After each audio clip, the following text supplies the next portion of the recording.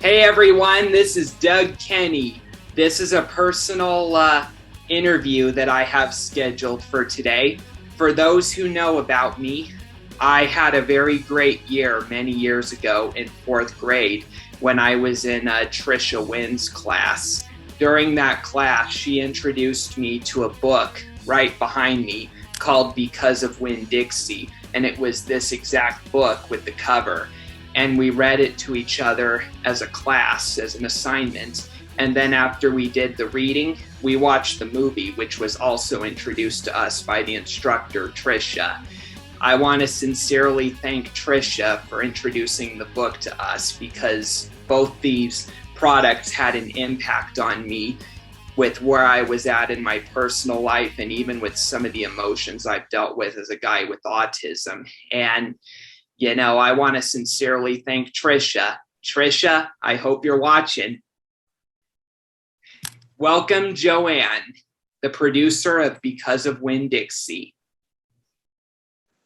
Thank you, Doug. And actually, it's Joan, but that's all right. It's very nice to be here with you on the show. And I appreciate this story of how you discovered the book of Winn Dixie and the resulting movie. It touches my heart. Yeah, believe me, it touched my heart in a lot of ways too. It covered a lot of topics that at the time I didn't know I was going to have to deal with as I got older, like with emotions and all that. And it prepared me well for that, for sure. It did. Kate DiCamillo wrote a fascinating book, and I don't know if you know how I discovered the book and the resulting movie that we made out of it, but my at that time fourth grade daughter was a reader, but not a fantastic reader, but she loved dogs. In fact, she said one time that when she grew up, her sister wanted to be a doggy doctor, but she decided she wanted to be a doggy. So she loved dogs. We had dogs. And so when I was looking for a book for her to read on a family vacation, Because of Winn Dixie popped up. And I didn't know anything about it, but she picked it. She loved the picture of the little girl and the dog, and she read it in one day. And she said to me, "Mom, this is the best book I've ever read. You have to read it." So I read it, and I could see the movie in my head. And at that point, I thought, well, we've got to make a movie out of this. But I had just sold a publishing company. My husband had a lot of movie credits, but I didn't. But it took a while. I negotiated with the publishing company. They'd never made a movie out of any of their books. So it was a series of firsts. It was Kate DiCamillo's first book. It was the publishing company's first book that they were selling the rights to make a movie. It was my first time making a movie. It was my executive at Fox's first movie that she'd made. Everybody was a first.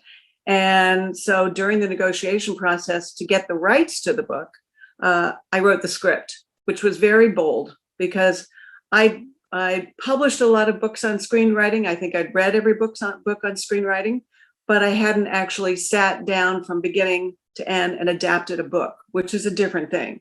And my fear was that I would mess it up. Like, this is the most perfect book. I want to give homage to her, and we have to make a movie, which is slightly different from a book. So I wrote the screenplay, and we finished negotiations. I got the rights. We put a little notice in the trades that said that I'd gotten the rights to the book, and I immediately. So the book was a series. The project was a series of firsts. It was the first time the publisher had ever sold the rights to making a book into a movie. It was the first book that Kate DiCamillo wrote. It was the first time for my executive, Riley Ellis, over at Fox. It was the first time that I had actually done a project like this. I'd been a publisher for 20 years. I'd read and published many books on screenwriting. But during the time I was negotiating with the publisher, I wrote the screenplay, and it took about 9 months. And I figured, well, I'm either going to have something that's horrible and they'll tell me forget it, or they're going to have something that's worth it, but we'll have something on paper. So as I said, Riley Ellis from Fox called me and said, "This is a project that we want to make." And I was floored. I didn't have an agent. I didn't have anybody to help me. We had an attorney through my husband, And I eventually did get an agent, and it was just like getting on a fast train. I jumped on this train, and Fox said they wanted to make it. We hired Wayne Wang as our director, who suddenly got this incredible cast together. And I found out that all this was happening when my husband and I were going on a location scout, because we weren't sure this was all going to happen. We thought, well, if it doesn't happen, we'll try to put it together ourselves. So we were standing in a gas station, filling up our tank. We were scouting in Florida. We had our 2 kids, and I got a phone call saying Fox wants to make the movie. And we jumped up and down and yelled and screamed, and the kids were happy. So this was basically all because of our kids who loved reading and loved this book. So it was an incredible experience.